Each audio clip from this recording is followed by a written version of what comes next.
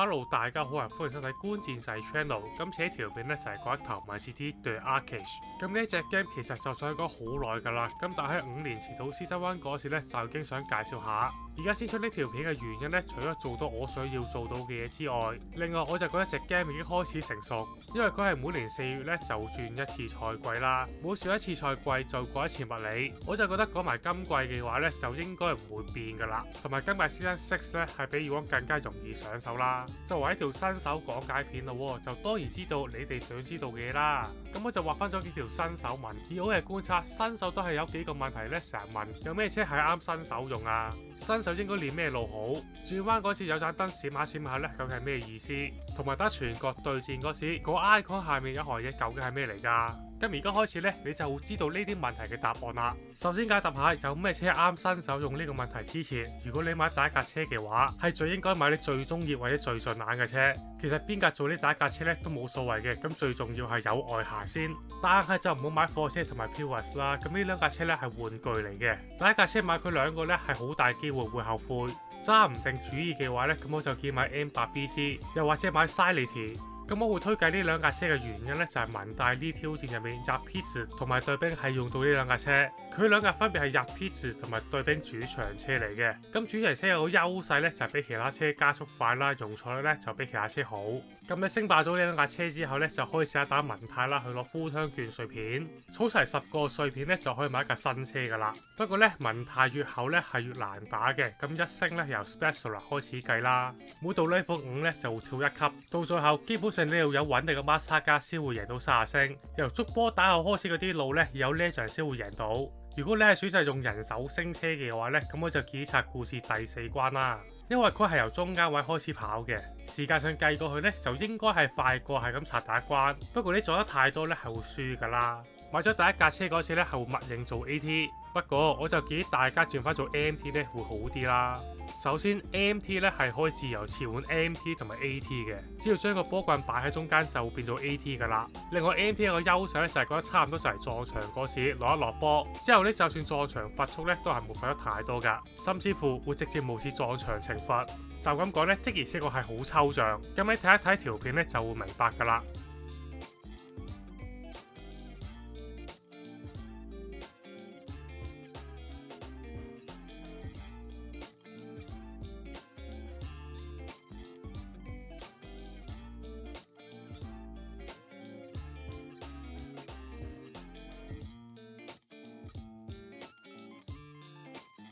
結果係點樣呢？大家都睇到㗎啦，兩者係相差10 kg 咁多嘅，速度上相差咁多呢，就已經係輸蝕晒。點解會得出呢個結論呢？睇到後面呢，就會知道㗎啦。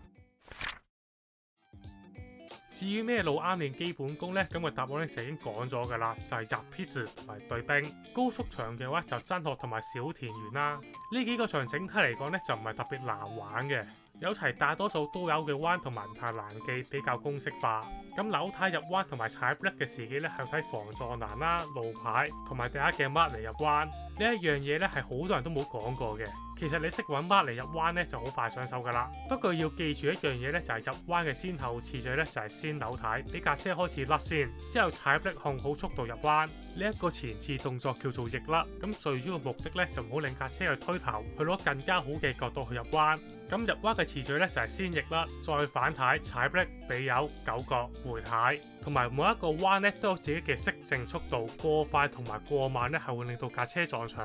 咁其實車頭撞牆嘅情況咧係輕過車尾撞啦。車頭撞嘅話，咁頂到扣幾 kilo 嘅啫。但係車尾撞嘅話咧，係會扣得多過車頭，同埋會拖埋你加速嘅速度。所以你打 PVP 咧係非常之蝕底嘅。咁點解呢？因為 PVP 一條 battle score 咧係用嚟計分。咁人物下面嗰條 bar 咧就係 battle score， 同後車拉開5米同埋15米距離咧係會有 bonus 嘅。你可以當係1.25倍分同埋1.5倍分咁樣睇啦。但係你撞咗場咧係會扣分嘅。去到最後1.3 kilo 咧就會結算，分數係由黃、綠、藍、紫咁樣計。簡單啲嚟講，基本上頭兩個 CP 你係領先嘅話，咁贏面係相當之大。咁不過火呢家嘢咧就唔係必贏噶啦，點都有機率會爆冷。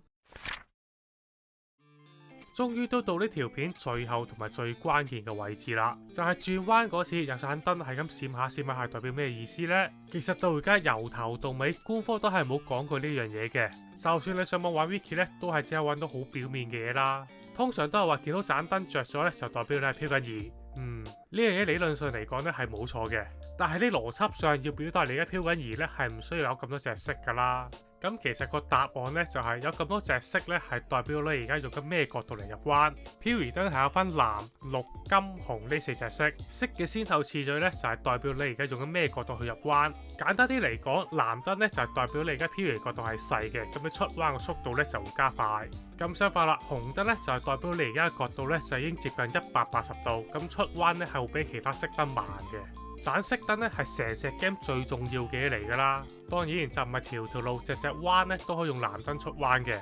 咁有啲彎咧係 fix 死咗係紅燈或者金燈出彎，你睇到呢度咧就一定有一個問題會問噶啦。咁有冇方法係由其他色燈變做藍燈，又或者變做上一隻色燈嘅呢？個答案就係有嘅。咁呢個進階技巧咧就係九角啦。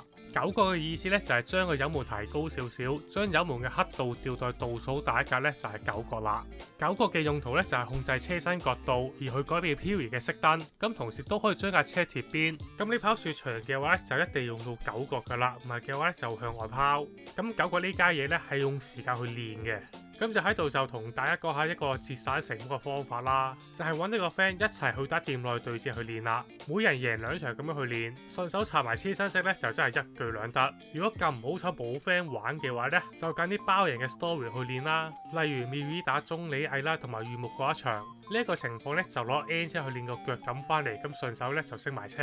咁呢一條新手講解片咧就嚟到呢度先啦。如果呢條片對你有幫助嘅話，咁不妨撳個 like 同埋 subscribe 同埋 share 出去俾你嘅朋友睇。咁我哋下條片再見啦，拜拜。